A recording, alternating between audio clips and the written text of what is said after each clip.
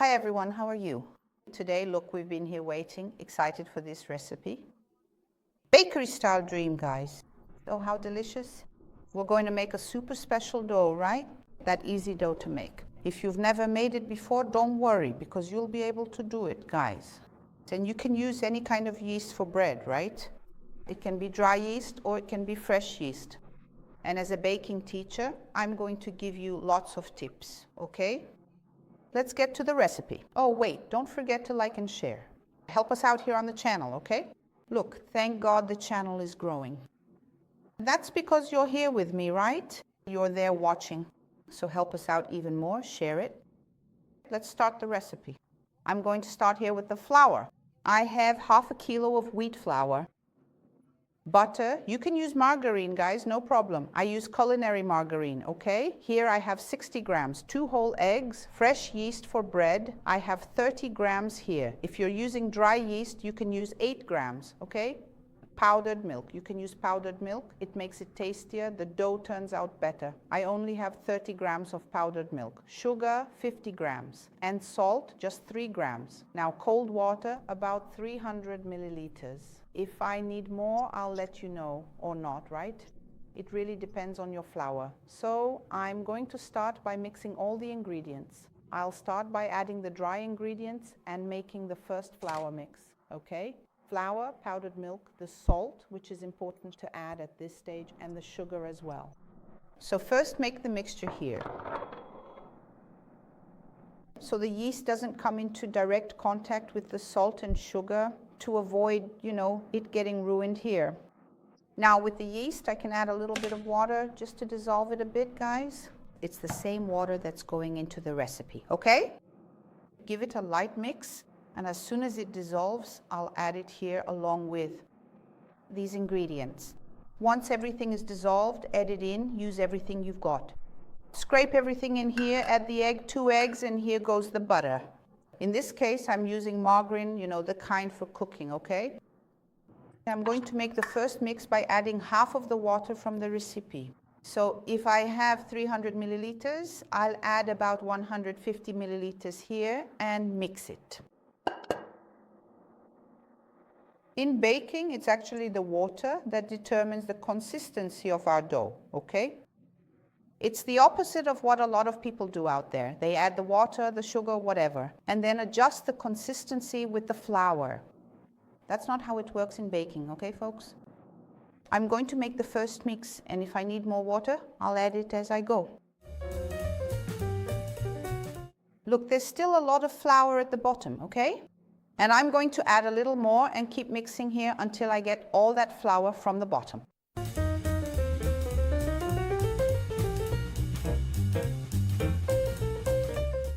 Here I'm still stirring, see? Always turning my dough to pick up the flour that's at the bottom. But it's still dry, so I'm going to add just a drop more water, okay? Keep going here. This isn't kneading yet, I'm just mixing. Very good, I've picked up all the flour from here. Now I'm going to take this out and put it on the counter so I can knead it, guys. Shall we? I'm going to put a little bit of oil on the counter so I can start kneading, okay? So I put my dough down and we're going to start kneading. Always kneading, see, with oil on the counter. Because that way it comes off easily, see? And we're going to knead this a lot, right?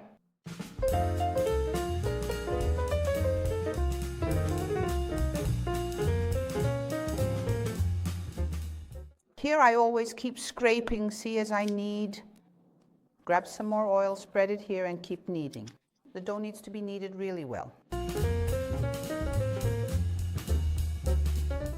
It's funny because it seems like the dough is too soft, and that's when we get tempted to add more flour, but don't. It just needs to be kneaded really well, you see? And always oil underneath here. Guys, what a beautiful dough. Look at this. A really soft dough, see? Very moist with plenty of moisture. It's ready. Now I'm going to let it ferment so it can rest. I spread a little oil here, see? Put it in, and I'm going to leave it here for at least half an hour, cover it with plastic wrap, and we'll watch it rise. Let's start making our pastry cream, right? So I'm going to do the following. In traditional pastry cream, you don't even use sweetened condensed milk, but I always say that a good Brazilian likes a little sweetened condensed milk. So here I have 1 liter of milk. It makes plenty of sonhos. I have 200 grams of sweetened condensed milk, 100 grams of sugar here just to complement it, right? 80 grams of cornstarch, 4 egg yolks, and 10 milliliters of vanilla extract. I'm going to start with the sweetened condensed milk so I can dissolve the cornstarch, okay? So put it in here. It's not much, right guys? Just a little sweetened condensed milk. Add the cornstarch and stir well to dissolve it. And next I'll go ahead and add the rest of the ingredients as well. Here I'll take the opportunity to add the egg yolks. Guys, if you want, you can remove the membrane from the yolks, but with such a small amount like this, it won't affect the flavor, okay? Stir well to mix everything. Once it's well mixed, now comes the sugar. I'm going to add the milk little by little and keep stirring. All of this should be done before putting it on the stove, okay?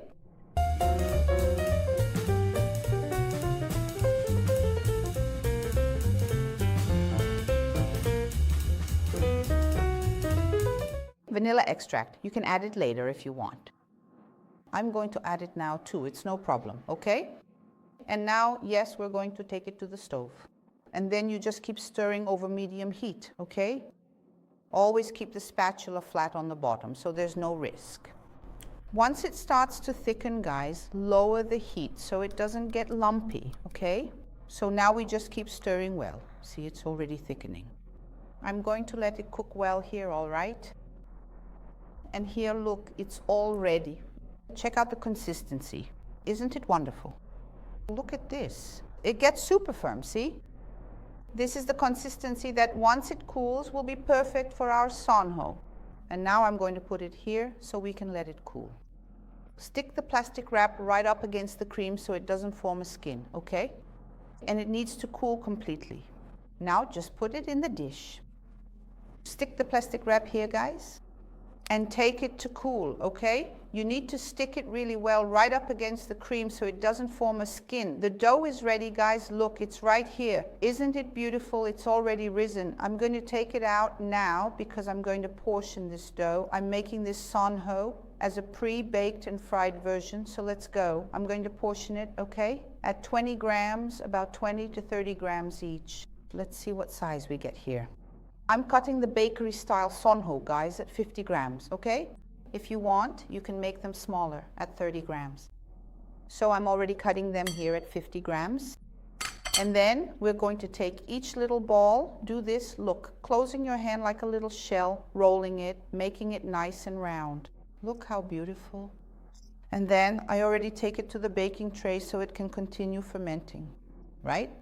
So here I already have one. I'll grab another one here, always spreading a little bit of oil underneath. And then I take my little dough and make this shell-like motion and leave it. Look how beautiful, guys, nice and round. And here it will rest for 15 to 20 minutes until it rises a bit more. And then I'll bake it in the oven at 180 degrees for just 5 minutes to create a protective crust. After that, I'll fry it. That's how bakery-style sonho is made, by creating this protective layer. When you fry it, it will rise a bit more, but it won't get greasy, okay? You don't need to let it ferment for too long, just 10 to 15 minutes at most, because it will rise a little more in the oven. It's 5 minutes in the oven at 180 degrees, just to create that protective crust. And then the oil will start heating up and we'll fry them, and it keeps rising, right? Now I'm going to put it in the oven now. It stayed in there for 5 minutes and formed the protective crust. While it was in the oven, my oil was already here heating up. And it needs to be at about 140 degrees, okay guys? So now I'm going to put it in here. And the oil needs to be at a low temperature. It can't be at 180 or 190 degrees. Be very careful, okay? Now I'm going to start frying them. And we do it gently. Keep adding them very carefully. The oil has to be at this temperature, see? So it fries evenly on all sides.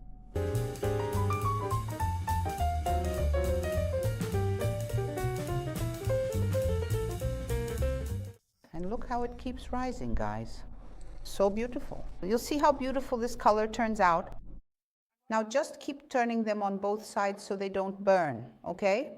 Take everything out here. There you go, guys. Let it cool down a little. Because with the cream already cooled, you can cut it here and make your dream pastry. Just look at how soft this dough is. And this cream turned out amazing. There's nothing overwhelming about it. You can be generous with the filling because it's going to be wonderful. I'm sure you're going to like it.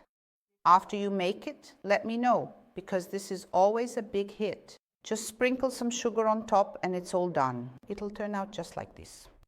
Looks just like a bakery dream pastry, right? And that's it, guys. I hope you enjoyed this video. See you in the next video, okay? Bye-bye.